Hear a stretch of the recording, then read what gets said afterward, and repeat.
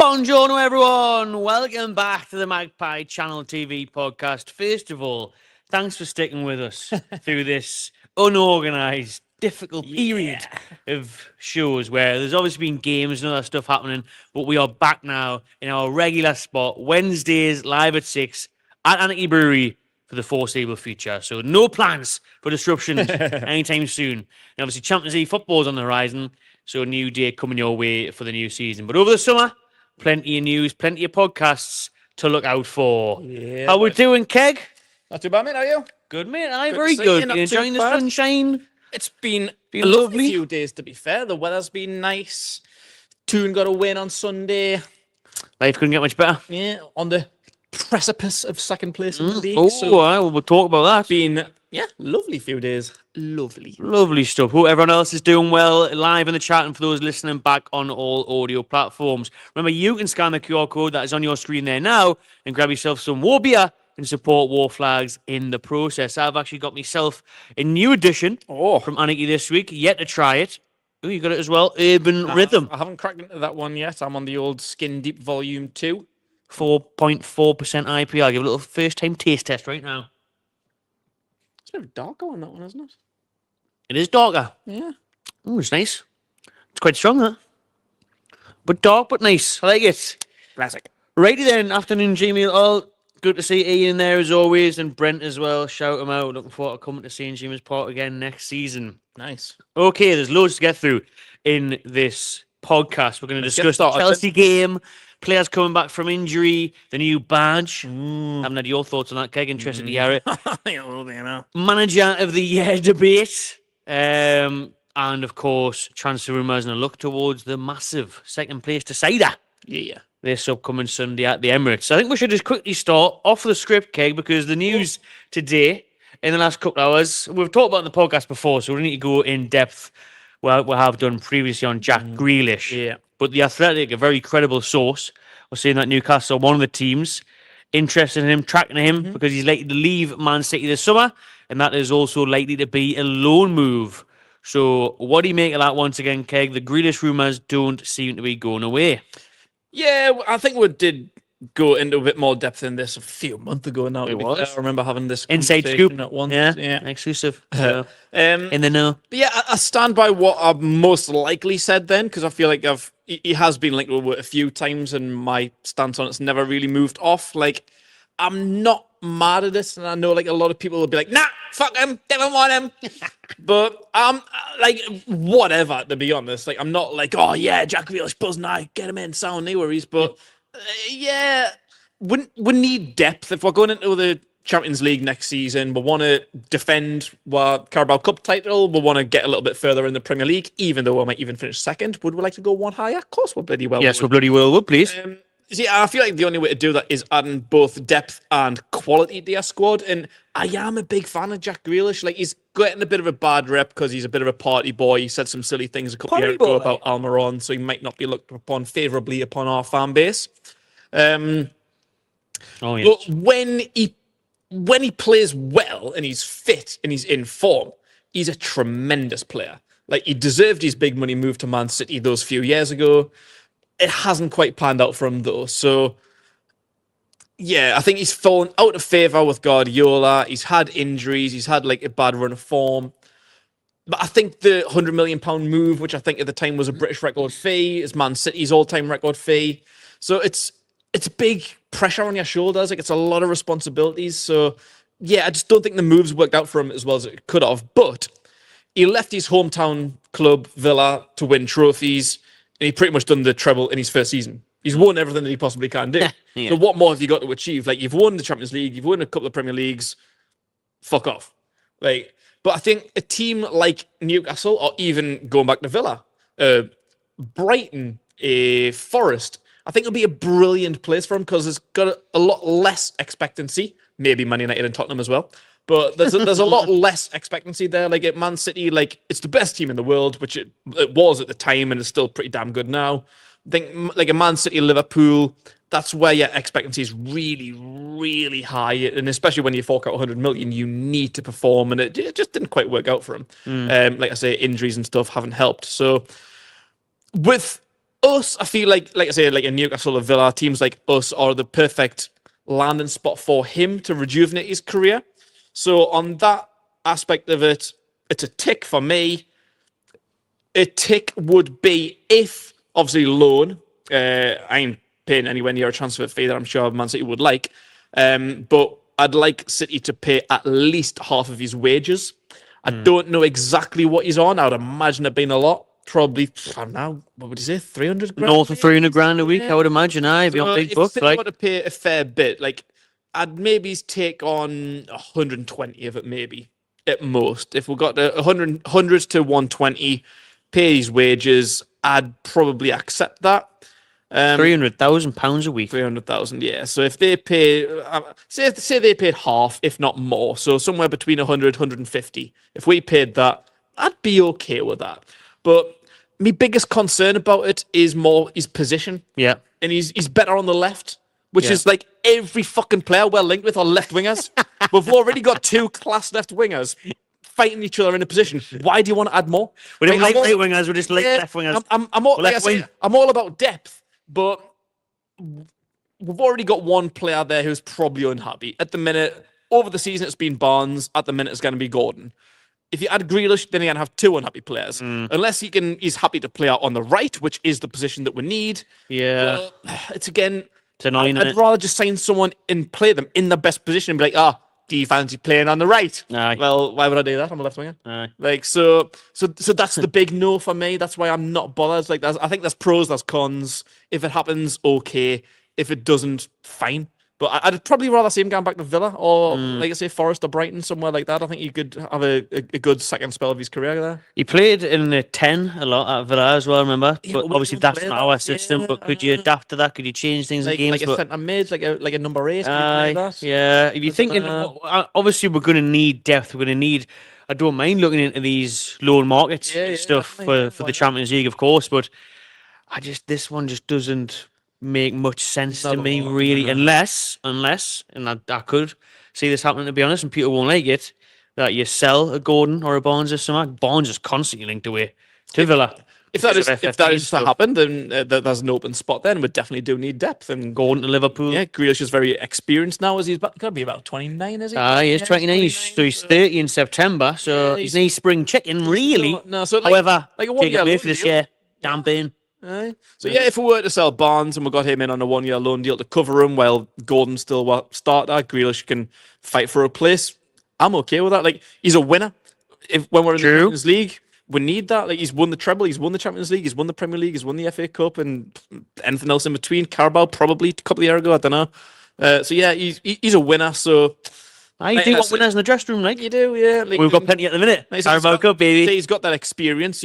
He'll be 30 at the beginning of the season. He was a Villa captain, so he's got leadership and he's respected. So that's it. That's pros, that's cons. If it happens, great. If not, then I'm not asked. Newcastle and Tottenham are the current favourites to sign him. I could definitely see him at Tottenham Spurs. would be a good move. Yeah, I think that'll be a good fit. You could see him in the dressing room with Madison and that. But like you said there, I could also see him making that return to his boyhood club. And I think those moves probably make sense for everyone more than him coming to Newcastle. Yeah, probably. Yeah. Or like you see, he's won the league and everything as well. So if I was him, I'd try and go abroad me. Well, yeah, I think he'd do quite well. Enjoy Kyle Walker at Milan or something like that. Yeah. I think that would suit him as well. To be fair, that type of football. I think Newcastle might be a bit of a problem for him. You might not be able to get him at the top. No, exactly. I would be in the big market every day of the week, which is not ideal. It's not what you want. So, and the pregnancy rates would skyrocket. Need spaces in the hospitals for the bands. But there's the thing on Grealish. Let us know what you think. Would you take him in the summer window? Actually, before we get into the topics now, okay, quick one here, because I did this on DR Sports the other day. It was just a quick reel that has went up now, and it's going a bit viral because other fans are calling this deluded. Other fan bases are laughing, saying, "Oh, you think he's worth that much?" I basically said that Bruno was worth about 80 to 90, Gordon the same, Tonali and Isak were worth over 100 million. So I'm going to start with you. How much is Isak worth? And just do it as well, quick fire. I think you're deluded. I think they're all worth 100 million plus. What's Isak worth? 150. There you go. Thank you. That's what I said. Bruno? 100. Yeah. Tonali? 120. Nice. Glad I didn't say that. I would have got even worse. And who was the other one? Anthony Gordon. About 100, Yeah. 90, 100, yeah. I just can't get me. It just shows how much people don't watch Newcastle. I don't understand. I think we've always had this, like even back before the takeover, media people and everyone always underestimated and disrespected Newcastle. I don't know if it's just because we're miles away, no one really gives a shit. But even when had like good spells back when we were shit, or we had good players that would come and we were like fan favorites of, like people just wouldn't ever give us our flowers. Like we're always disrespected and stuff, and it's highlighted a lot now. I think because of the takeover, people want us to fail. Like they don't like Newcastle, they don't like the Saudi takeover, they don't like the fact that we've got money and that we could become a new powerhouse. People hate Newcastle now, and I get it. I was the same with Man City, with Chelsea. Like, I never liked that idea, but when it's you don't complain about it. You just get on with it and enjoy the ride.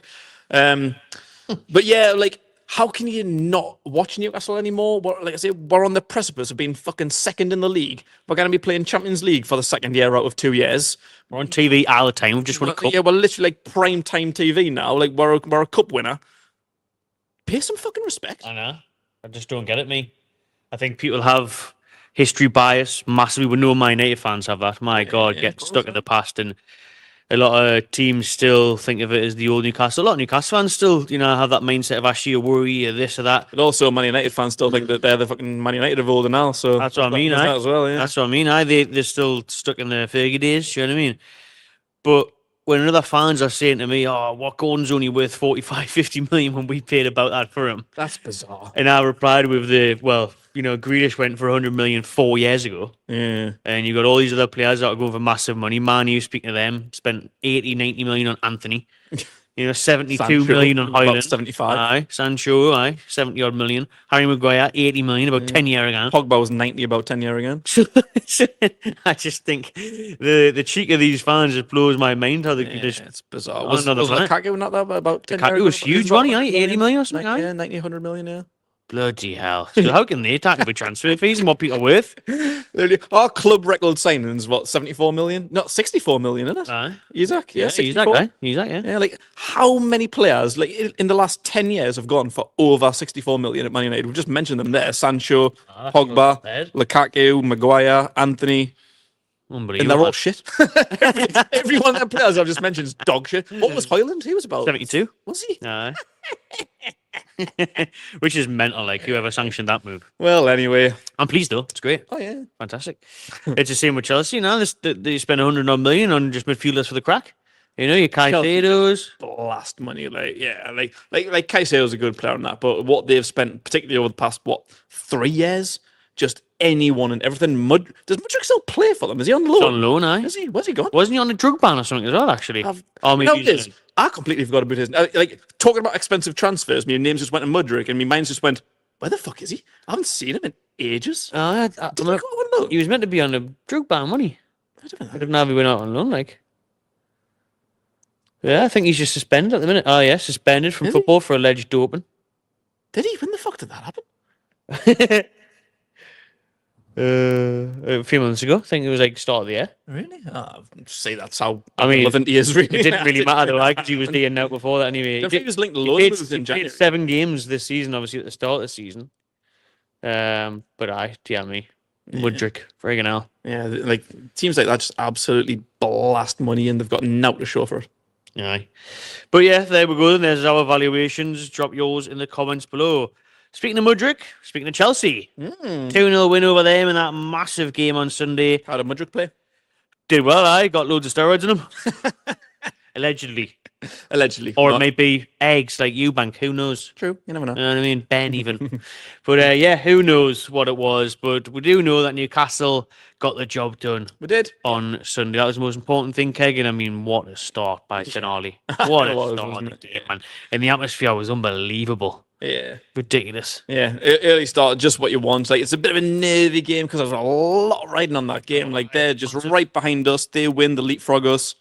We win. We go to within like a point of Arsenal. Like, so there was so much riding on that. It was like a Wembley semi-final sort of thing, wasn't it? And then Sunday coming up, Arsenal, that's like our final, really. Like, win that and then we're in second. So, yeah, that was so much. And these are 2 tough games, like, in a run of games. Like, we've got the Chelsea and Arsenal. All right. Tough games, and especially where all three of us respectively are in the league.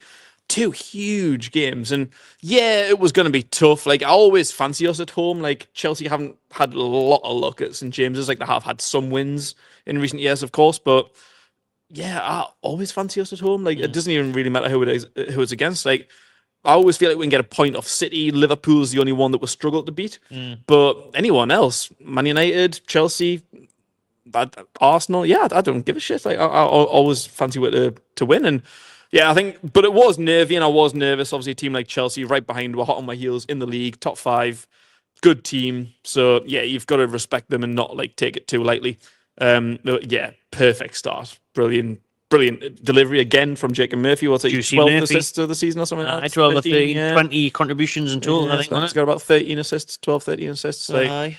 unbelievable. Yeah, perfect start, like 2 minutes in, bash, class. Yeah, and set the tone. It was a brilliant game. Like, it was a bit nervy. It was Very nervy. It wasn't Second half. It wasn't really like the perfect game, but it was just like proper tactical masterclass, like a proper like battle of the minds between Howe and Maresca. Like, it was like, for a neutral, it would have been a great game. For a Newcastle fan, it was a bit like, especially towards the end. Like, they had their chances. They could have maybe equalised, but they were done brilliantly. I think Dan Burn had a tremendous game.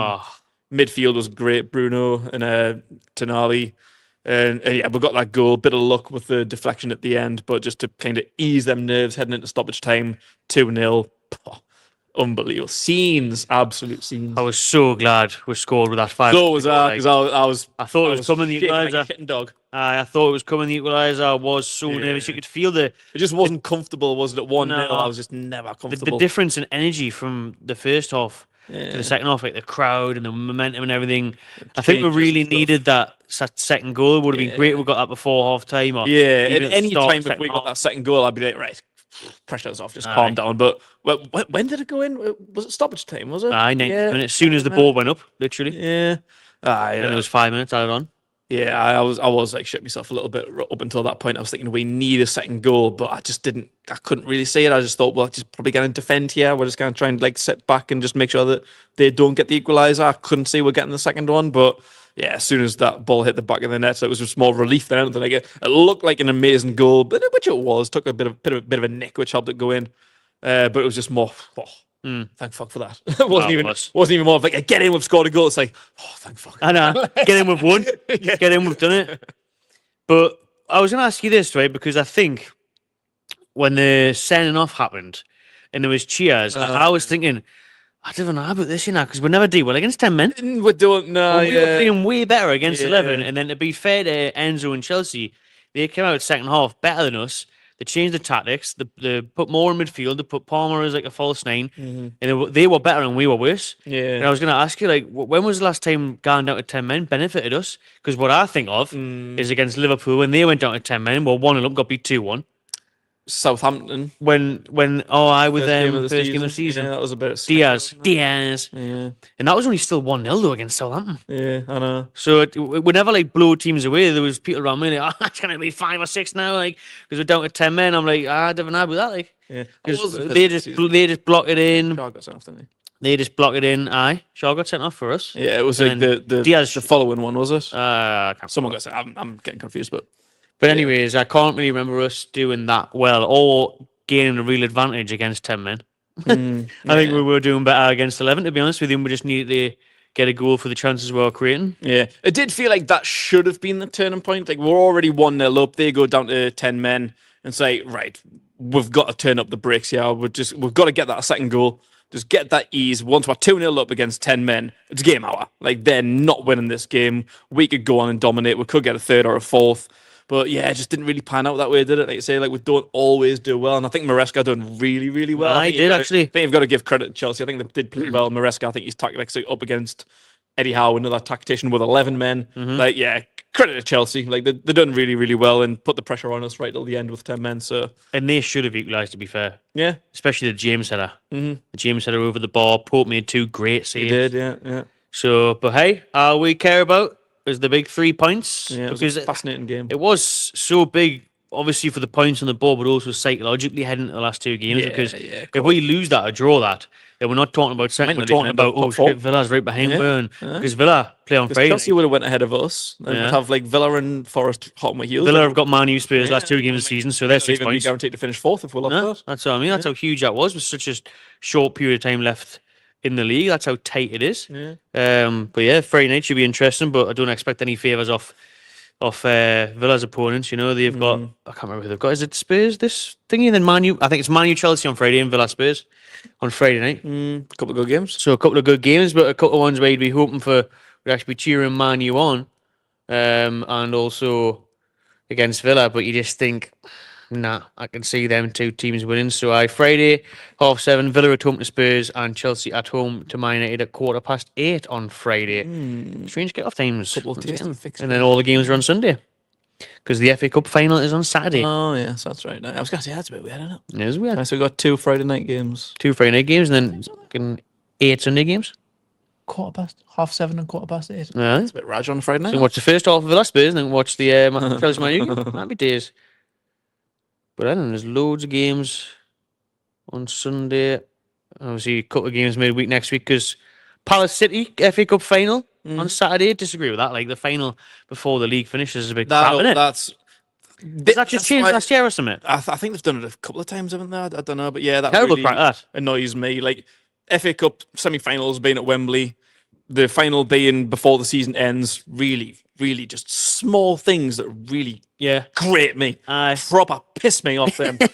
Because it's just like not like the classics. Like I remember like the good old days, like when we went and you played Old Trafford, Villa Park was a great like neutral ground, like but like middle of the country kind of things that easier to get to instead, especially the teams in the north, especially fucking Newcastle all the way up in the northeast, going, I'll be doing to Wembley. Like what happened to like any like middle teams like the Etihad would be good, even Ellen Road maybe something like that. Means we're going back to the bloody Cardiff Stadium, Millennium Stadium. Aye, literally. You're gonna be doing Wembley. I may as well get on wheels for a bit. Aye, might as well have another fucking Park the Prance or something like that. I wouldn't have that. Just get you in there. But yeah, those are the upcoming games this weekend. Obviously, Newcastle play Arsenal. We'll touch on that in just a minute as well. Next on the agenda, in that Chelsea game, Kay, I was looking at Isak and I was thinking he's not right once again. Yeah, again. I think I said it a couple weeks ago. Like he just mentioned a couple doesn't weeks look ago, like he's got that burst of energy, that pace that we're known for. And you can see him flagging a bit, and I'm crying out for Big Willie style. Bigger Sula come on. Wilson did come on in the end. Not that Willie. Not that Willie, no. Willie Jr. Yeah. That's what we want. Little Willie. Yeah, we don't want Uncle Phil, we want Will. So, Carl Wilson is Uncle Phil now, to be fair. Yeah, R.I.P. Uncle Phil. But we're seeing Isak just a bit slow. He's missing the odd chance. Yeah, I mean, there was a volley, I think, or a half volley that he just went well over the bar. Gallagher rose head. And obviously, we're not going to slate him. He's 23 goals this season. He's been outstanding. Yeah. Just saying up to his standards and more so his fitness. And he's still popping up with goals. Obviously, a penalty the other week and stuff. Yeah. But do you think he's injured, or is he just actually off form, or is he just fatigued? What do you think? Yeah, it's difficult. Yeah, we did touch upon it a couple of weeks ago, and it is difficult to really put your finger on it. Maybe it is just the end of the season. Like we know he has them injury issues, and sometimes he does kind of fall out of form a little bit. Maybe it is like just carrying a little bit of a niggle that kind of throws him off mentally, perhaps, and maybe he's just not fully behind it. Like I don't know. It's difficult, but like, if you think like he is a little bit injury prone, he does like miss a fair few games, and he does even like the season before last.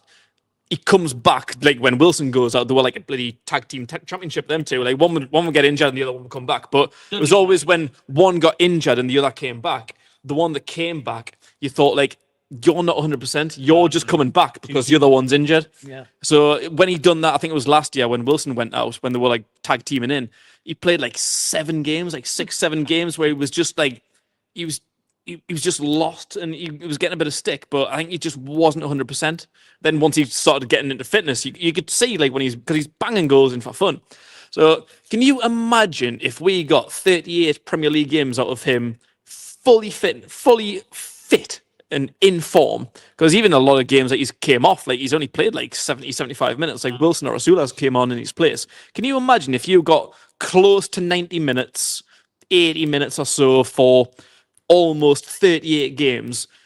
He's got, 21 goals this season? 23. I don't know. 23 now, yeah. Offside, Can 23. you imagine how many 23 goals he in the would Premier League, score if he was fit and in form for nearly every minute of every single game? Fuck me. He'd be getting them 30 knee ball. Yeah, be getting them ridiculous Holland numbers from like would, the other year, wouldn't he? He really would, aye. He has been probably off the boil. He scored that good goal. It was at Palace, like the last goal against Palace. Yeah, when he'd missed loads of chances He and all, missed though. loads of chances. Should have had a hat-trick by that point. He scored a penalty there. His last couple of goals in however many games. Penalty against But, Brighton. yeah, he's missed loads of chances. Hasn't got many goals in the last few games. So yeah, he could have so many more goals if he was just on it. But yeah, I don't know if he's sort of half on the beach. Maybe he's just looking forward to his summer holidays. Maybe he's thinking like there's not many games left of the season. I've surpassed the 20-point mark. We're going to get Champions League. So fuck it. People saying his head could be turned by a move. I don't think so. Remember people said that about Gordon start the season as well. Didn't they? Yeah, maybe there's some negotiations going on in the background with his agent, but I don't. Well, there is. We are obviously maybe a new deal on the table soon. Well, hopefully that's the outcome. That's what we want. Yeah, I don't think he'll go, even if his head is turned. Same. Maybe as if he's got his eye on, say, Real Madrid or whatever. Like, nah, we're not selling him. No. So nah, you can get your heat turned back on more, kid. I think he's just that groin injury that's been plaguing him. Mate. Yeah, I think he is just niggled a bit. Like, think yeah, he he's maybe needs- staying like 80% or something, but a Yeah. little bit cautious. Like maybe he's like losing half yards, just thinking, well, it's a little bit tight. I don't want to like. Do you want to disrupt the aggravate that? dynamic." Yeah. Because there could be a bit where he probably needs a bit of rest, might need a minor operation, or But then if he does, like you say, do too much and he aggravates it and makes it worse, and he's going to be out for months, then Yeah. he obviously didn't want that. It's just a shame that there's not that second choice striker that can be relied upon now. Yeah, I mean that's the big issue, because he should be coming off earlier against Chelsea. He should be getting a rest maybe with when you're playing, Palace at home or whoever it is, But you can't really trust, or you were not seeing the best of the other forwards at the club, and for some reason or another, they're still obviously deploying patience with Asula. He's not getting many minutes, Nah. and it shows again what needs to happen this summer, Mm-hmm. especially with Champions League. Whether Wilson stays or I goes, don't we want to be still doing need the at same thing least. that we did a couple of years ago where we sold Wood and when he had two Aye. strikers. I know. That's good, wasn't it? And we'll at least Enjoyed that. need another striker through the door, maybe even two. Jamal Lascelles is Welcome back in black and white. He played his first game for Newcastle's under-21s against Celtic B team a couple of days ago there in the sunny Tune at the academy training ground. He played 45 minutes, I think it was. Great to see him back out there. He was saying on Newcastle's channel that, it was obviously a big battle for him, both physically and mentally, as it would be. But what was it, 13 months out, 15 months A out? long time, I'm sure. Crazy amount about of the same time. time as Botman, like Setbacks, wasn't it? Aye, there was a lot of Still a long setbacks. A lot of setbacks for Jamal Lascelles, but I'm really pleased to see him back out there now. And I was saying this to him at Box Spot when we be fair play to him. He deserves this moment. The cup thing, yes, he might not have played in that run, nice, yeah. but yeah, exactly. He lifted the cup and he deserves the success that's happening now. Yeah, because he's been there. He's been here about 7-8 years now, and he's Has he got the done the dark McLaren times. Aye, McLaren signed Yeah. him, and then he's gone right through. he was made a captain, Rafa, Bruce dead Lee, young at yeah. Southampton away, because he was the only Yeah. one that had bars and Aye, leadership stepped up. qualities. Aye. I think was it Rafa giving the armband? Aye, Yeah, when we got humiliated Rafa, at Southampton away, he stepped up in the dressing room and was telling everyone this isn't right. This, Yeah. I mean, you need to turn up, you need to show up for this badge. Respect that. I remember he did an interview, didn't he? He was talking about that. I'm thinking for a young lad, like he's Aye, got a good head on his shoulders, hasn't he? Yeah. and he was a young lad there, but that was about 8 years ago now. Yeah. But he's still at the club. Yeah. Good to see him back. And you know what it is, when he did come in the Champions League season, Oh, yeah. he was really good for a PSG in that. He was class. But he's one of these like up and down players, depending on who your manager is. Aye. Because he was class under Rafa. Like I remember, was it the 2018 World Cup? Like we were calling for him and fucking John Joe Shelby to get on the World Cup. But that's how good they were. The pair of was them. form. Like I know we might have Man, been you wanted Longstaff for 50 million and all that summer. Sure. what, yeah. But yeah, I know we might have been a little bit delusional and like being a bit like biased, saying like, "Oh, Shelby and Lascelles deserve to go," but I don't think we're that over ambitious in that. No, Like, no. I think deep down we knew it wasn't going to happen, but that was a call there. Like you're thinking, if you look at him, like Gareth Snoozegate, But remember how crap England were then as well, though. aye, That was before. Obviously, we got to the semi-finals of that World Cup. Before that, we ended out for years. And you're thinking, aye, this team on paper is terrible. yeah. So why not? So yeah, so he was really, really good that 17-18 season, and then year after Brucey came in, and then absolutely everyone went to shit, and he was dog pants. Fucking Zidane would turn to shit under Steve Bruce. Oh my god, he was hopeless. But then yeah, like he's played well under the chances that he's had with Eddie Howe, Yeah. which hasn't been a lot because like he's been pretty much replaced. Like Shaw stepped up, and that's his more kind of preferred side on the right, and we've brought in like Byrne and Botman, so his minutes have been limited. Injuries haven't helped him, so he's kind of been a bit of a forgotten figure, but still essentially the club captain. And yeah, he deserves it. He's got to be a longer serving player after Dum Dum left, didn't he? Dum. Aye, must be, huh? Signed, Yeah, Lascelles signed must in be. 2016. Aye. Yeah, he's got to be, hasn't he? Longer? Jamal Lascelles, yeah, he must be. Yeah. Must be. Yeah. So that players that came just after him, probably, your Shaws, your Yeah, Wilsons and that, but that was definitely one Murphy, after it. yeah. Murphy as well, actually, aye. Yeah. Murphy's not a bad shout. Then a couple of loan spells from. But yeah, it is good to see him back. Like, yeah, he is a bit of a forgotten figure, and like you said, as much as anyone deserves what's happening now, deserves to lift the cup. Whereas people might have been like, "What the fuck are you doing there? Does he even still play for Lascelles? What are you doing there?" I think some neutrals thought that. Who's that? It's like Dummer coming back and lifting the cup. Like, did he not leave? He was there on the day, anyways, enjoying himself. But yeah, it is good, and it is good to say. But he is out of contract this year, isn't he? So I've got a feeling this is like his last month or two at the club. If he's out of contract, I can't see him really coming back in you. No, but then again, depth for next year. Yeah, It's another one where I wouldn't be mad at it. Like I say, he deserves to be here. He's leadership. When he plays, he's good. So yeah, depth is fine, but we're looking for a new right side centre back, aren't we? aye, we are. So he's going to be down in the pecking order, down like Fallout Boy. But yeah, Big thing to come back from as well. Such a long term layoff. isn't it? And what is he now? He's got to be about 31. Aye, must be. Aye, yeah. So yeah, it's a shame, but yeah, I feel like these are 31, his yeah. last 2 months at the club. Yeah, well, what are we saying off, eh? Yeah, but yeah, it is good to see him back, and hopefully maybe get some minutes at Everton in front of the home crowd. Say his goodbyes if that is to be it. Yeah, I thought that was going to be your pick of where he was going to go next, Everton. Which isn't could bad, see to be it. honest. It's a really good shout. Big Tarkowski and Lascelles at the back. I could say that. Yeah. I could see that, aye. Or a West Ham or something. Yeah. Burnley, Well, there you go. Scotty Parker, he's manager. Leeds, aye. Hey, all these northern teams are on the up. We'll talk about the playoffs very soon after Sunderland last night. But let's talk about the new badge then, Keg. And funny enough, you're wearing a Charlotte FC from yes, I am. the old US of A there. And that is very much the modern day emblem for a club, isn't it? A template of a crest. Circle, boring, generic. Circle, something logo in the middle of the circle, your name on the top, football club on the bottom, maybe a date on the side. Yeah, the two, and, split in two. Yeah, that's just what I can see. I can already see Newcastle's new badge. Yeah. And it's that, basically. like that. What's that on top of crown? Yeah, it's The crown replaced with the Time Bridge or Magpie Castle. Yeah, so it represents Charlotte. They call it the Crown City. So that's what that represents. So yeah. To be fair, our good friends here at Anarchy updated their logo. Yeah, that's boring and generic, isn't it? Nice one, lads. Boring.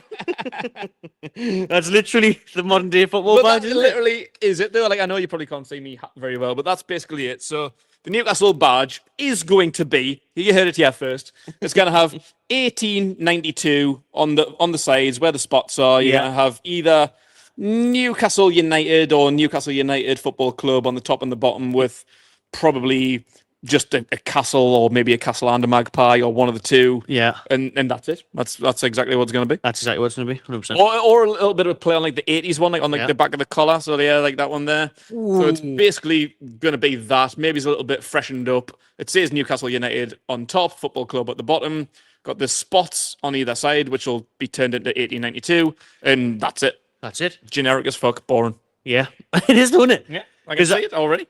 I've seen There's so many teams. I've seen some stuff today, obviously, where people are saying, and to be fair, Newcastle did say what they want to do was it refine and revive was the words, not reimagine. So they're not going to go mad and make it horrendous like Leeds United try to do or Juventus did. But there's talks today of just the current badge changing a bit, where it's obviously easier to fit. There's less detail on it. It's more circle. The seahorses are more rounded off, that sort of thing.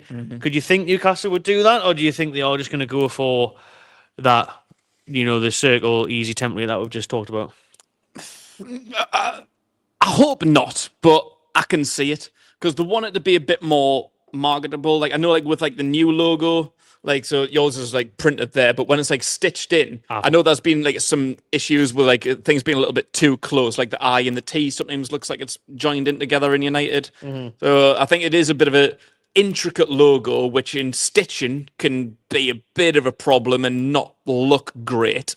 That print there that you've got there looks pretty good. It's crystal clear, but it is like an old school logo, and I know, like, I think this is the oldest logo in the Premier League, if I'm not It is. mistaken. Yeah, it is. Yeah. So maybe it could do a freshening up. Like, I'm not mad at a new idea, although I don't want it. Like, I like my logo as it is. I don't really want it to change. But if we do change it, I do kind of like the freshened up one that's been kind of going around social media today, where it's just slightly modified, makes it a little bit clearer. So not much of a change. But yeah, these circle logos, it's just boring as hell. They got like Too generic, man. got some examples on there. Like, so many have just come, like Brentford's, Bristol City's, you got Stevenage. Man City's is exactly the same. Stockport. Dorking. And you got some further ones down here, Harrogate Town. So you got like the Charlotte FC and Inter Miami one. New York, Everyone's just New York exactly City, the same. Deportivo Alaves, Toulouse. Like, everyone's just exactly the fucking same. Just Google these logos that I've just mentioned if you don't know what they look like. If you Google new football logos, you can just see all these boring, generic, circular things with the old crests behind it. It's just does absolutely not for me. Even Aston Villa lately tried to change theirs to a circle one. They didn't like it, and they did change it Yeah, a bit. They've changed it a bit. It's more of like a shield, and they've put another star in or something. So they've updated theirs a little bit. But they did have some training gear. The shirt last season was the circle one. I think they complained, and then they've kind of did it again. But I forgot about that, actually. Yeah, because they changed their logo like 3 times in 3 years. even that 3 times in 1 year, 3 times in a season. But so your initial news reaction to the news, you weren't that bothered about a bad change, even though you wanted to keep it the same. You can understand it. First is, I don't like it. I'd rather keep it. I don't want to change at all. But I'm not mad at the idea of like a slight modification if it makes like the design a little bit cleaner. It makes it a bit more kind of marketable. Like, they just want to like rack them out, don't they? Like, when they're making shirts, they don't want any like fannying on. They just want to like make a nice, easy, recognizable print and recognized across Europe and across the world. Like, when we're in the Champions League, something a little bit like cleaner, a little bit more like pristine. Whereas like ours, like, it is a bit of an intricate, old-fashioned design, I would say. Like, especially when you look at new modern ones, ours is old-fashioned to fuck, because it is really like it's a what 37-year-old badge, which isn't a lot. But there's so many teams, like even like Chelsea's one that hasn't been mentioned there. Like, Chelsea's changed about 20 years ago, I think, just after their takeover. There's Hey, I had the time with the circle one. This is like a circular design. Like, Arsenal's changed to more of like a shield, which is quite simple, plain. And they've even just been using the gunner on theirs. They have, yeah. So yeah, like a little bit of a freshening up to keep up with the times. I'm not mad at, but yeah, I'm a bit kind of indifferent on this. I'd rather not change it. But if it's not a massive change, just a little bit cleaning up, then yeah, that's fine.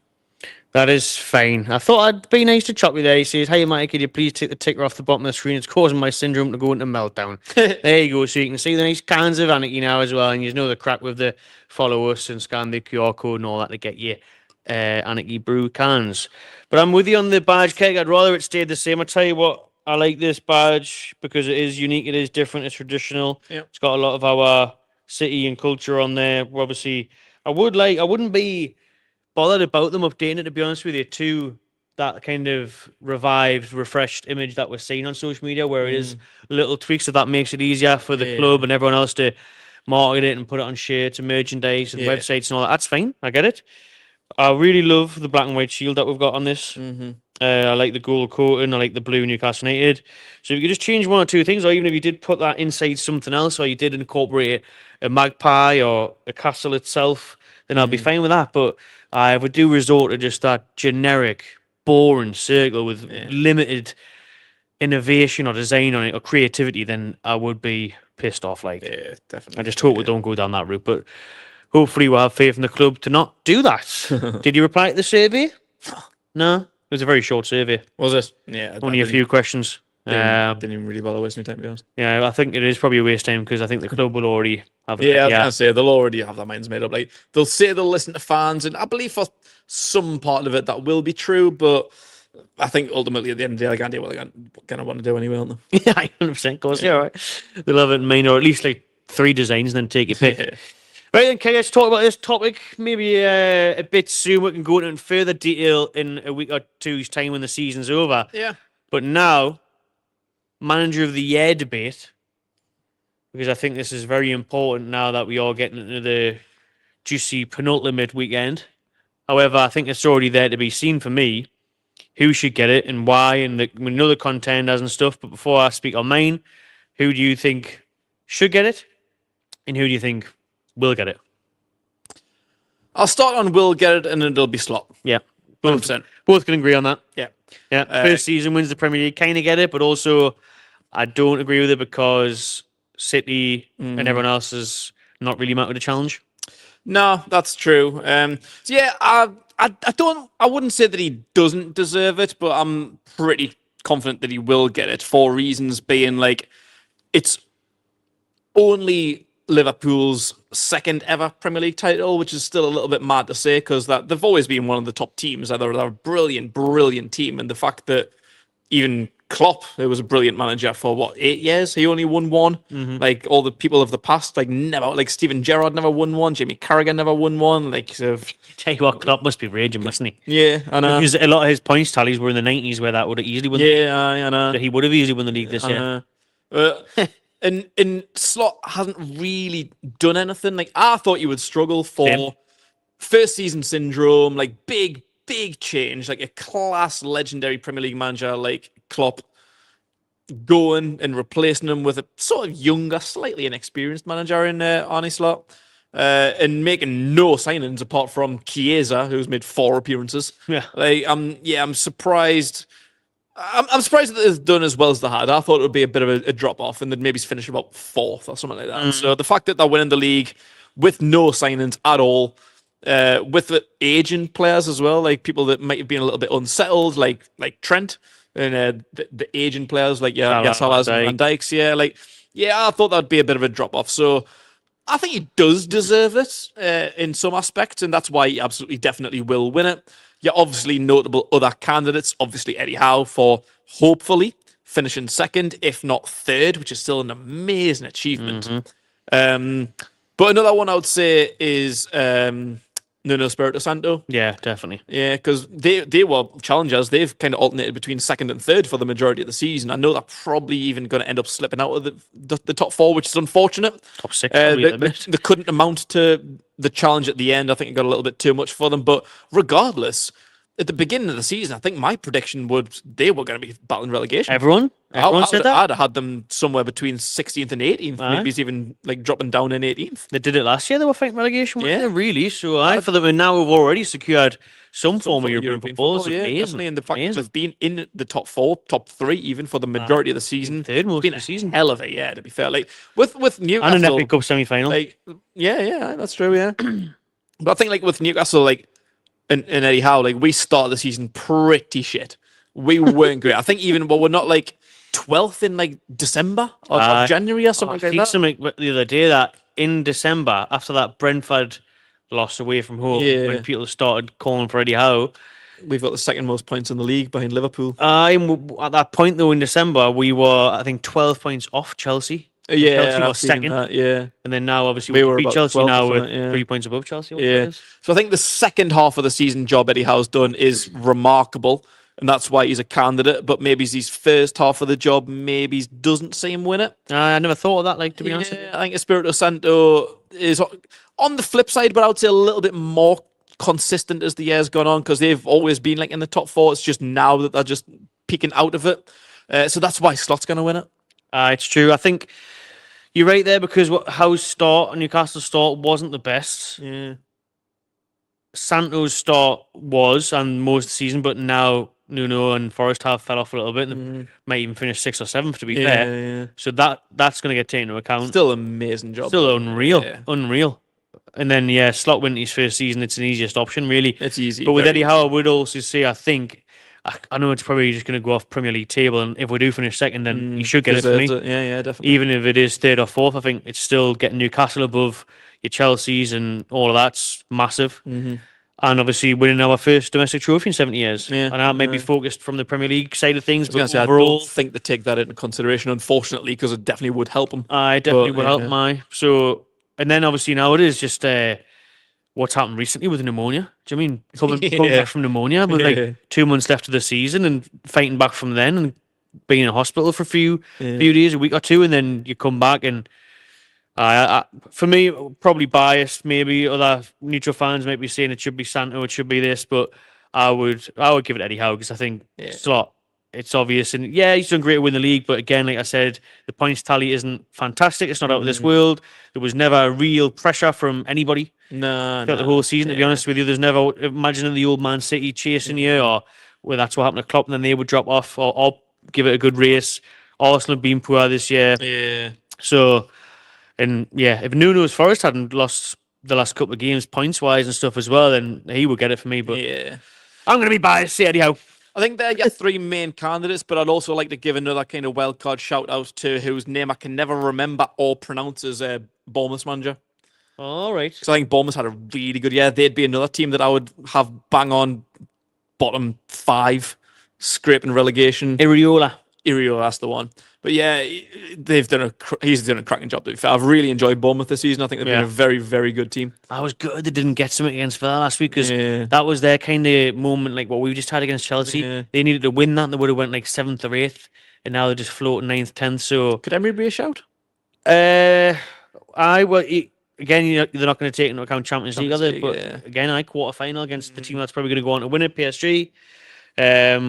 Good January window for him. Again, probably going to finish in the top 5 for the second consecutive season. So he's definitely a contender, to be fair. I think they maybe me top 5, I would say, probably. I think, again, a name that I can never remember or pronounce is Brighton's manager, who's probably on the outskirts. I think Fabian Hürzeler. So you got Klopp, Howe, Santo, they'd be me top 3.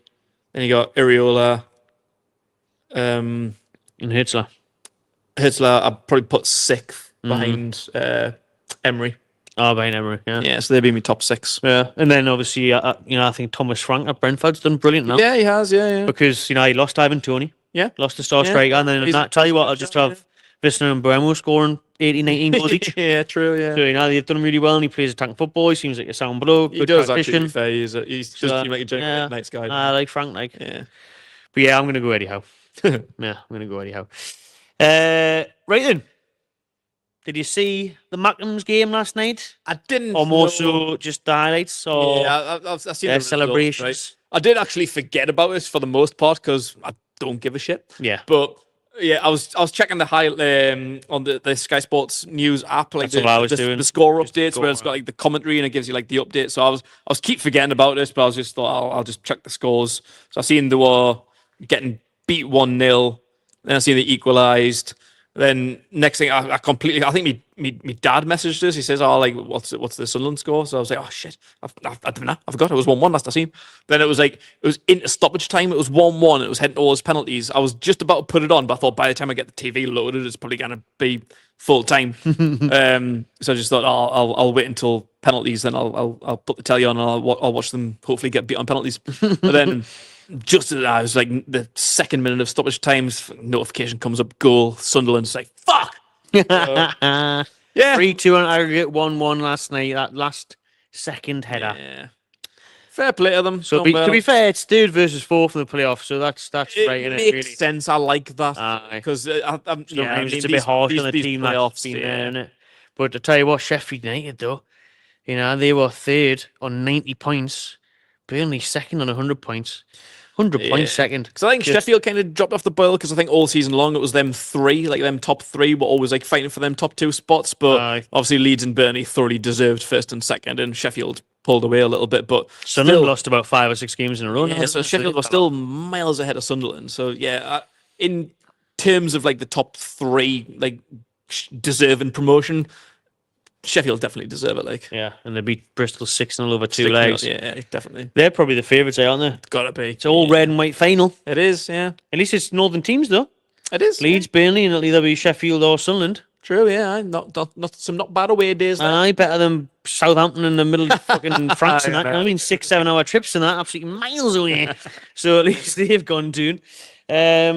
Listen, I think I've said my opinions on this plenty of times before, where I want Sunderland in the Premier League. I crave a derby day again. I loved it. Yeah. Last time out at NX, hosting the fans was incredible. Brilliant day, fantastic atmosphere, and it's a guaranteed 6 points now. It is now. It is now, yeah. You get the events for all that 7 in a row, powder the canyon and all that crap. But and I would love to obviously play them at St James's Park, because last year was, of course, at the Stadium of Shite in the FA Cup. So let me know your thoughts. Do you want a derby back? Are you hoping for Sheffield to beat the Mackhams? I mean, they haven't got the best record in Wembley, have they? Sunderland in the playoff finals. The old Netflix documentary, man, with that woman standing, she's like, why is it never us, man? It's never us celebrating, man. I love it. It's absolutely class, man. It is. Hopefully there's a nice little documentary on this season again on Netflix. If they don't come up, I'll be watching that. Did they do a third series? I think so, I'm sure they did. I don't think I watched that. Have you not? No. Oh, class, man. The first one was the best, to be fair. Yeah, I know they've done 2. I think I watched the first 2, but yeah. The first one was brilliant. Because they didn't do one immediately, did they? Did they not do one like a year or 2 after the second series?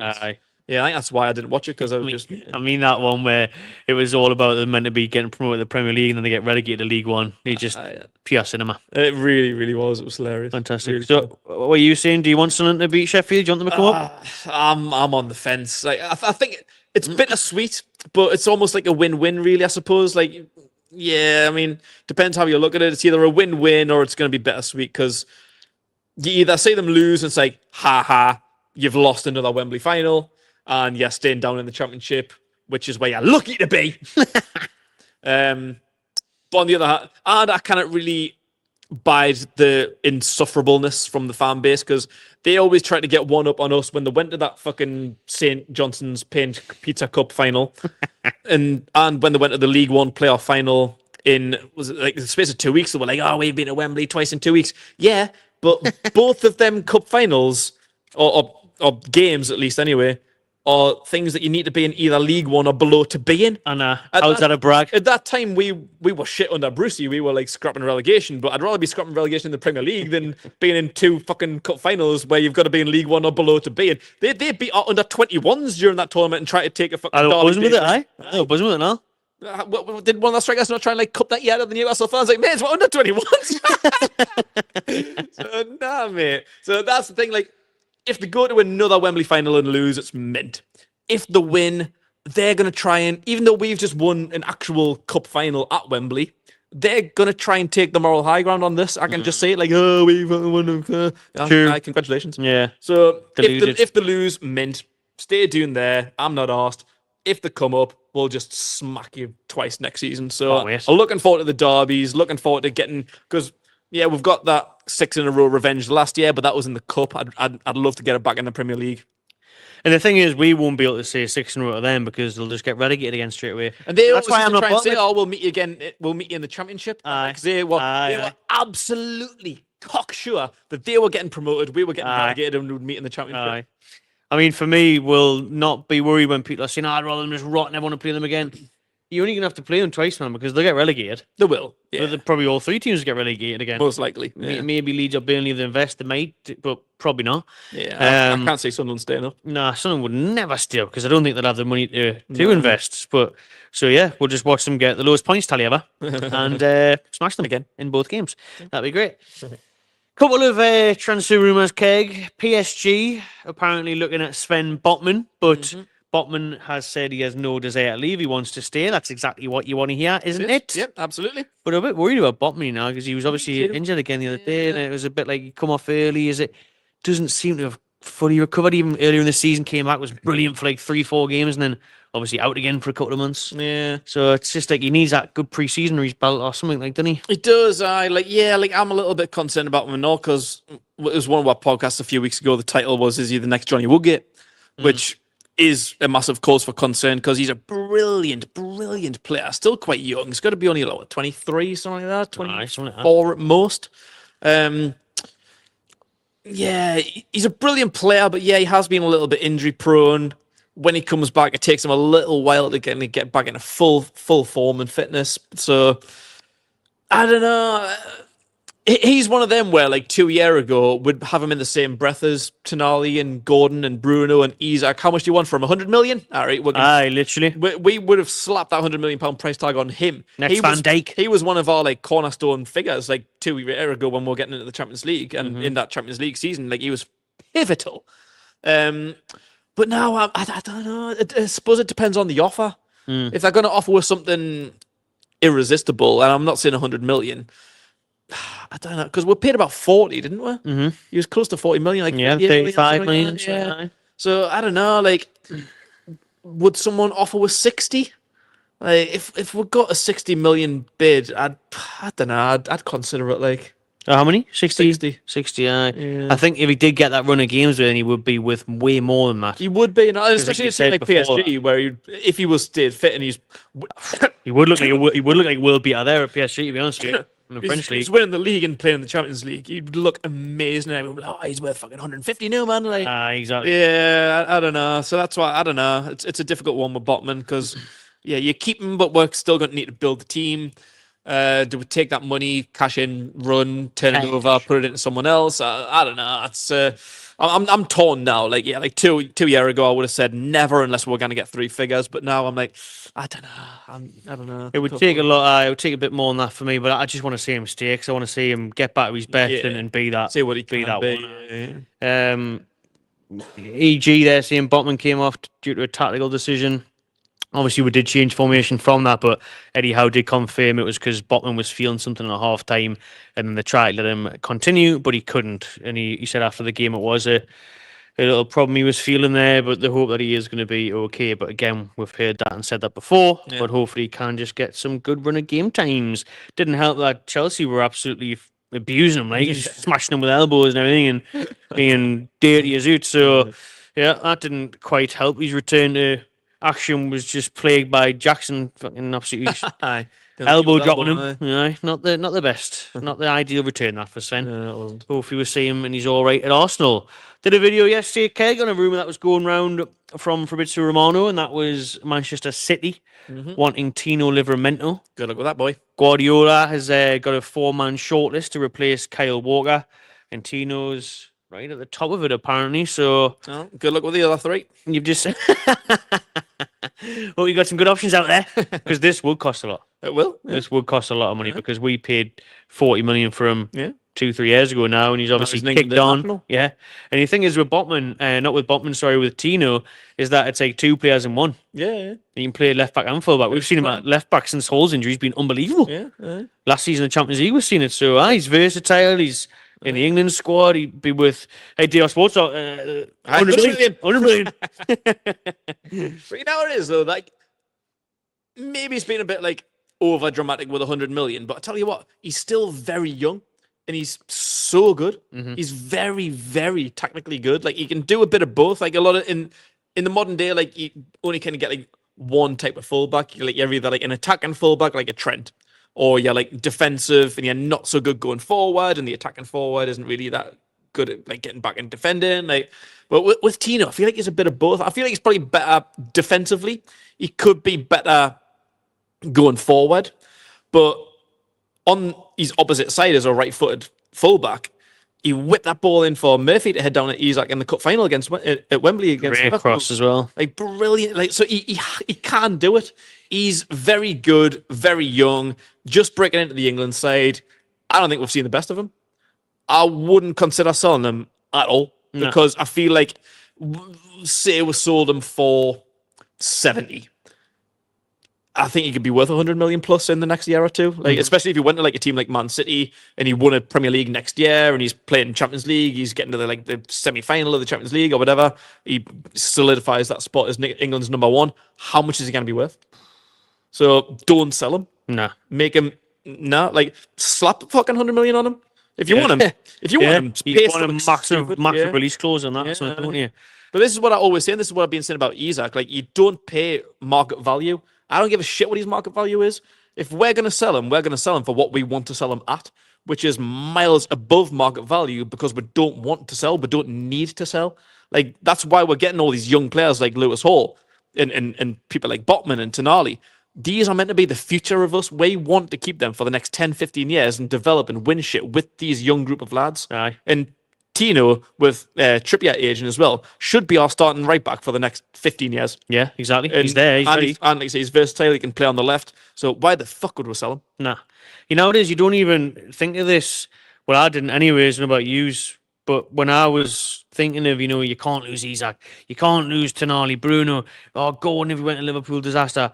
You don't even think until these until these have been linked away, and you think, actually, everything you've just said there is so true that you can't afford to lose these players, really. Of course you don't. But we're not a selling club. That's not why everyone still thinks we are, doesn't That's not why we're buying. Like back in the day, we'd get like a few decent players and people would just be sniffing around, give us some money, and we're like, all right, we're going to sell them. We want to actually win shit now. Like, we're competitive. We don't just want to bring these kids in, develop them for a couple of years and sell them on for cash value. Like, that's not the club that we are anymore. Like, I know we might have done it with like Minter and you might have to do it when like, you're we in might a have to do it strain, in the future, yeah, but we don't need to do that now. So, yeah, we bought him for what was he? He was about 40 million, wasn't he? Yeah, he was, So, yeah, say we could sell him for 80, but I don't want to sell him for 80. I want to sell him for 120. Are you going to buy him for 120? No, we fuck off then. Just, I don't want to continue this discussion if we're not going to get 120 million for him. I know. And what's the point?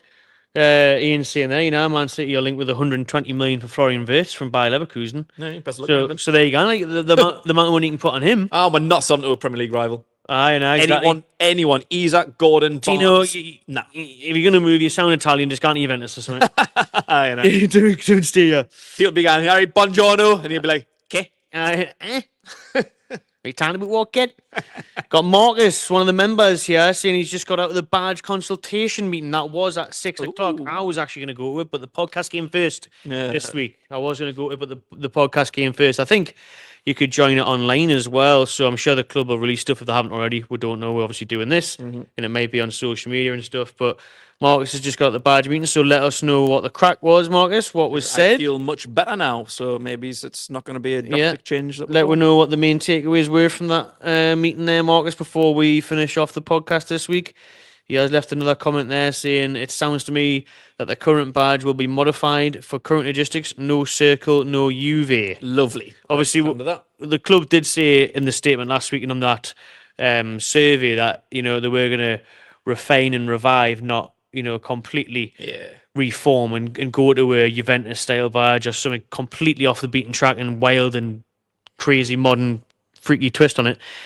And that's the way it looks now. So no circle would be good. Brilliant. Yeah. No generic circle. Generic shit, as we thought, a lot of, if not every team does now. So maybe it is similar to that one that was that was going round today. That one that's similar and it's just got a tidier twist on it. Right then, shout out Vuzumuzi. I wanted to get that right. There was so many S's and Z's together there. Did he do that? You can tell me if it's right, but shout out Vuzumuzi. Vuzumuzi. Big Newcastle fan from South Africa. I love that, mate. I'm not going to do the surname. Are you not? No. Nisabande. Vuzumuzi Nisabande. Let me know if that's right. Let me know how good that's not. But yeah, big up the South African mags. And I was also talking to someone from Kenya the day as well who was growing a tune on me, following over there. African mags, love it. African mags. We'll have to get still out there one day. Aye. Kenya, Robbie and that went to Kenya last week. Robbie and Zessa went and did a AFTV song in Kenya last weekend. Mad, mate. That's really, really random. It's they just invited over there. Just treat like royalty as well. Look brilliant. Tell you what, some of that one day, please. Right, cheers. Any of those African royal families going to invite us over? You're not saying they were in the cockpit and everything, man. Absolutely mad. Treat like kings, the pair of them. Legends, though, so fair play to them. Right then, love doing this. Title of the podcast: the best season ever. Hour and 3 minutes in. See the best of last. Is it the best season ever? That's the question, because obviously you could say yes straight away because of winning the Carabao Cup, the first domestic trophy in 7 years. Another yes is obviously looking like it's Champions League football. Another yes is that it could be second, which would be our greatest Premier League finish since the 90s under King Kev when it should have been first. Yeah. Another yes could be the attacking football we've played. We've blew a lot of teams away. The form of Murphy, Isak, Gordon in the season, Barnes throughout the season as well. The revival of Tonali after his ban, Dan Burns' heroic fairy tale story, Yeah. scoring in the final, getting England call up. The young fullbacks. There's so many stories within this team and within this season where you say, yes, that's an absolute movie. Yeah. Like that is like a Netflix program. It's crazy. So all those things, do they point to the best ever season for Newcastle United? I think this can be clarified in the next week or two. I think right now, if we finish second, it's got to be, yeah, because there's a bit of a flip side. So as I mentioned before, we started the season quite badly, and we're in like 12th place come December. Like Varney, the midway point of the season, we're Varney mid-table. It's just this last half of the season where we've got the second best points tally to Liverpool. So rightfully probably deserve to be second. Second most goals, no? I think 68 Yeah, goals maybe scored. because we're 20 wins for the first time since 2001 or something. and Isak were like the most goals since Shearer since like 23, 2003. Yeah, so yeah, a lot of things point to yes, and obviously the Carabao Cup being a huge part of that as well. So yeah, is it better than say was it 95, 96 where we blew a 12-point lead? So Definitely feels better. that's the flip side though. But we still managed to finish second. So yeah, we were top of the league. It was our league to blow, and we blew it. So yeah, like it was obviously a great season for that time. It's just unfortunate that we obviously didn't see it through, but we still managed to finish second, which is our best finish ever. Where did we come the season afterwards? Did we finish second again, or did we finish third in 96, No, we 97? didn't finish second again, I don't think. I think it was don't know. third. Finished- Maybe it's must have been third or 96, fourth, 97, aye. yeah. So yeah, like obviously we've had like what Champions League seasons with like playing like Barcelona, and the ones later on were like Juve, Inter with Bobby Robson. Bobby Robson finished third and fourth. True, Bobby had some good ones, didn't he? Had some good years. Got FA, Nice football. FA Cup final 98 and 99. Or top of Christmas under Sir Bobby Robson. Yeah. So, finished third. Obviously we have some decent years. We're like I'm sure we're like top of the league come November with Pardew, weren't we? With Barcy and Ben Arthur and things like that. Like, that was a pretty good year. Like Did that we finish fifth. Finish fifth, yeah.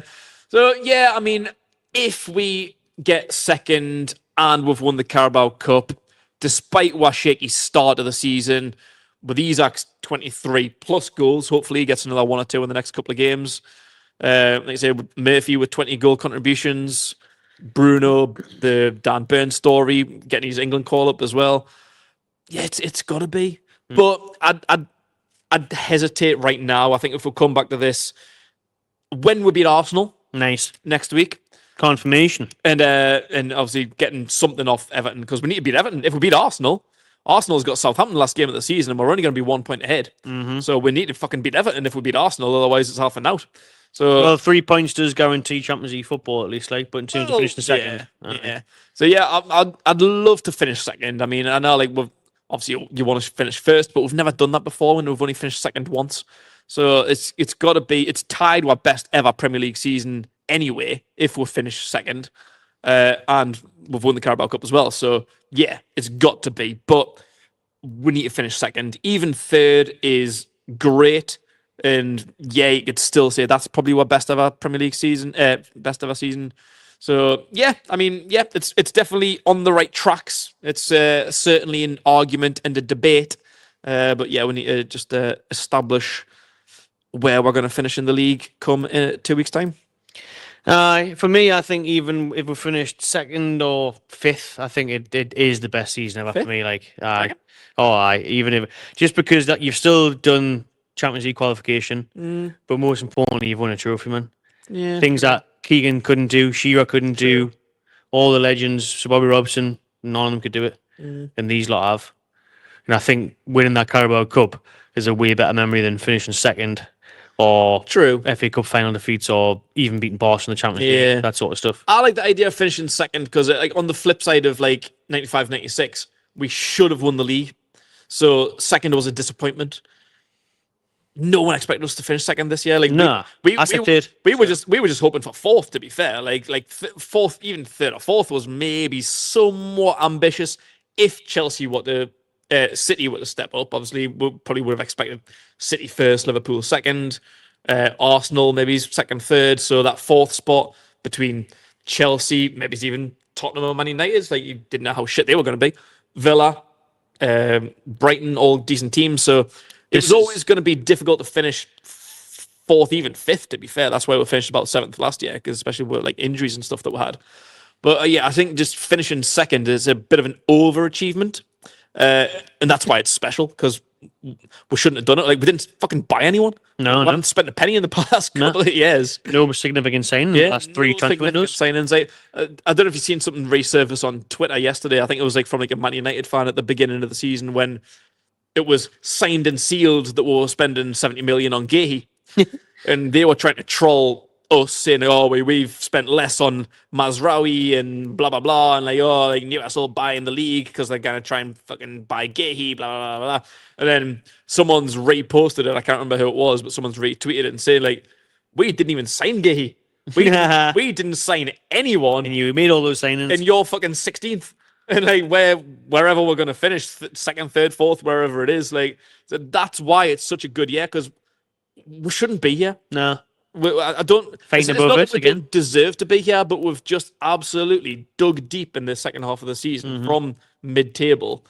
So it's like an overachievement. That's why finishing second now probably feels better than what it did blowing the title in '96. To finish above Guardiola's Man City. Yeah. Crazy. And And even even to Arsenal. be again Arsenal's Arteta, who have been good. It was the last couple Arsenal's of second years. place to lose, and It's Arsenal's first place to lose, apparently, once Yeah. Klopp went and all that. And, Yeah. you know, Man City, Holland and everything got Yeah. injured. They were like, oh, well, it's Arteta's, he's got to win it this year now.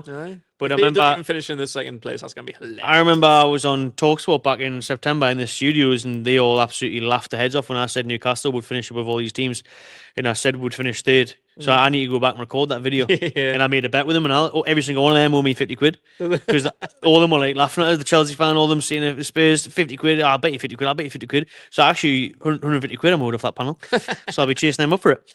But I think it's Newcastle's best season ever for sure. I mean, that cup win will stay with us forever, won't it? And if we do get Champions League, which is looking very likely, I mean, imagine saying that at the start of the season. It's just crazy, man, isn't it? Yes, mate, you said it confidently or whatever, but for it to actually happen is berserk, to be fair. Let's finish off then, Keg, on that massive game this Sunday. The Emirates, which normally hasn't been a good place for us to go. Hasn't been. But this year, 2-0, first leg of the semi-final. Obviously, we've already beaten Arteta's Arsenal 3 times this season. 1-0 at home, 2-0 in back-to-back legs in the League Cup.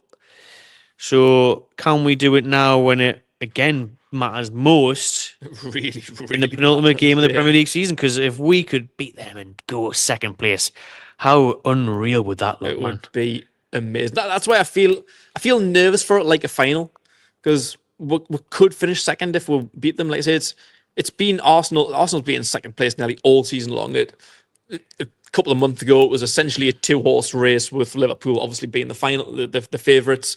They've peeled off and thoroughly deserve the title. But for Arsenal to not finish second in a 2-horse race is absolutely hilarious. And it is just Arsenal, because we've kind of got this banter / rivalry type thing with Arteta's Tias whinging about everything. It's just hilarious. I'd honestly love for it to score a goal similar to Gordon's a couple of years ago, where it was arguably out of bounds and arguably that was a foul in the build-up, where they're going to cry about it for 3 years. If we could score a goal like that in the first half, go in 1-0 up, and then do what we did to them at the Emirates, where we went like 5-5-0 and just defended like shit and just absolutely frustrated the hell out of them. The tears, you could drown in the Emirates that day, like with the fans, with Arteta. Like, it would be hilarious. It would be amazing. It would. So yeah, I'd really like to see that absolute shithousery. But yeah, we haven't won in the Premier League there since what, 2011, 2010 maybe. Yeah, big Andy Carroll. Yeah, so we broke that duct here this season, but in the Carabao Cup semi-final. So yeah, it would be nice on many levels just to get that first Premier League win at the Emirates, and to go second in the league. So it's like a cup final for me, this game. It's huge. With 1 game left, say it's Everton at home, where we should win. We just got to get the job done to see it through. But this puts us into our best league position since 1996. So it's a cup final for me. This is the well, it's not the biggest game of the season because we've actually had cup finals, but it's up there. It's probably second, third biggest game of the season for me. Definitely. I mean, you look at Arsenal as well of late. They were obviously focusing on the Champions League. They've now been knocked out of that, losing to PSG in that second leg last week in Paris. And then they've been beaten at home off Bournemouth. They've been beaten off West Ham. They've been beaten off Brighton. And, they've struggled, man. They've really struggled, and they've actually got a couple of injuries for this one as well. Yeah. Looking there now, there'll be no reunion for Mikel Merino. Oh, no. He's actually suspended after getting sent off at Anfield last week. Jesus, Gabriel, and Tomiyasu are still injured. Declan Rice is a doubt. Declan Rice is a doubt as well. But Kai Havertz might be back. So a few of the I am not worried about that. a few of them are in the works at the minute and see where they get on. But we'll see how we get on. Most importantly, let's just have that belief that was showed in the cup a few months ago to get that first win at the Emirates in 10, 12 years, whatever It's it going to was. be a tactical masterpiece again from Eddie Howe, which I 100%. feel like the home and away leg were. Yeah, 100%. What was the score at St James's again in the league? 1-0, Isak. 1-0, Isak. Was it? Great cross from Anthony Gordon on the right. Isak header. Yeah. Remember now. Yeah. This would actually be our fourth win in a row because we beat them in the league at St James the year before that now. So Got his number. got his number. And Howe absolutely hates, Tyndall absolutely is hated by Arteta. How and Tyndall, Arteta always complain about the pair of them being in the dugout, even though he's got his little set piece coach in the dugout all the time. But let's have a score prediction then, Keg. How will it turn out on Sunday? It's hard, man. It's hard. Like Ryan says Crap Castle won't be beating Arsenal. Guess he's an Arsenal fan. Crap Castle. good one, that mate. All right, go with that, mate. I don't know. It's 2-0 again, eh? Why not? 3 in a row. I'm going towards 1-0 Newcastle, but Nice. you can't underestimate Arsenal. Like they're second in the league. They just beat Real Madrid 2-0 at home, and then was it 2-1 away? Something Yeah, like that? 2-1 away, aye. Like that. They're not 3-0 at home, wasn't it? Was it? Aye, 3-0 at 3-0 home. away because Marino scored. Oh yeah, Rice's 2 goals and then Marino. Yeah. So yeah, I mean they're not easy prey, especially at the Emirates. It's not going to be easy. Sunday 4:30, not the best. Yeah. So, whatever the win, like I say, if it's another shithouse smash and grab 1-0, I don't care. I would take that in a heartbeat. I don't give a shit as long as it's 3 points on the board. I think I would do it. even funnier. No fucking interest. I don't care how we do it. Even funnier, just 1-0 down bin. That'd be lovely. Yeah, it'll be class. Big shithouse goal that should have been disallowed. Elbow to fucking Clearly off his elbow. yeah. I'm leaning towards a 1-0, but I don't know. I could see a draw. I'm not confident in we losing. No, me neither. No. I could definitely say a draw. Yeah. I could really say a 1-1. I would say I wouldn't take a draw because it doesn't get winter second, and with them playing Southampton's last game of the season, we're not going to finish second. But as long as we get Champions League, it doesn't. Hey, Southampton got a point off City, up the Saints. True. So yeah, it doesn't really matter. But yeah, if we could scrape a win anyway, anyhow, fucking do it, man. I think Arsenal will score first, and Newcastle will come back and win 2-1. Yes.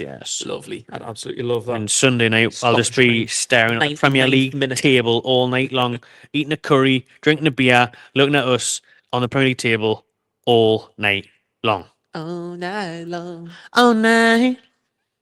Runners up. There we go. And that'll do, people. Thanks for tuning in to this week's Magpie Channel podcast.